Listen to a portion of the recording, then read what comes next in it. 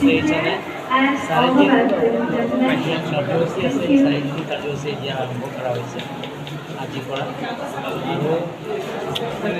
ইয়াত category wise আছে under 20, under 17, 15 আৰু এবাভ 20 যিটো পাৰ্টিচিপেণ্ট যিবিলাক প্ৰতিযোগিতা ইয়াত আছে।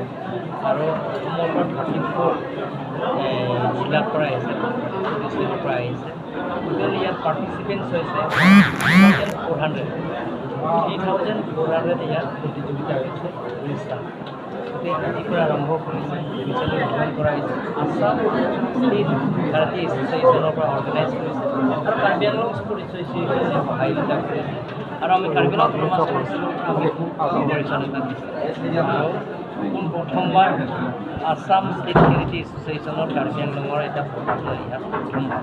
গতিকে এনেধৰণৰ স্পৰ্টছ কালচাৰটো আনিবৰ কাৰণে এটা ইভেণ্টছ আনিবৰ কাৰণে আমি চেষ্টা চলাই আছোঁ, যাতে নিউ জেনেৰেশ্যনৰ যিবিলাকৰ স্পৰ্টছ লাভাৰবিলাকৰ কাৰণে আগুৱাই নিয়াৰ স্বাৰ্থত সেইটো আমি কৰি আছোঁ।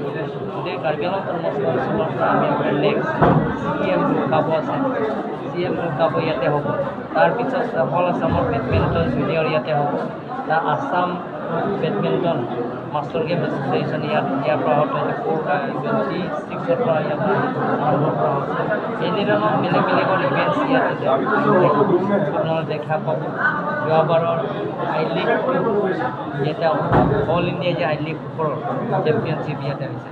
এনেধৰণৰ আমি স্পৰ্টছ কালচাৰৰ কাৰ্বি আংলঙৰ লাহে লাহে আমি আগুৱাই নিয়াৰ চেষ্টা কৰি আছোঁ। আপুনি এটা এনাউন্সমেণ্ট কৰিছিলে আজি কাৰাটীৰ কাৰণে আমি বেলেগ ইনডোৰ ষ্টেডিয়াম ইয়াত বনাই দিম। তেওঁলোকৰ কি কি লাগিব সেইটো অহা বছৰ 2025-26ত বাজেটত আমি ধৰি দিম।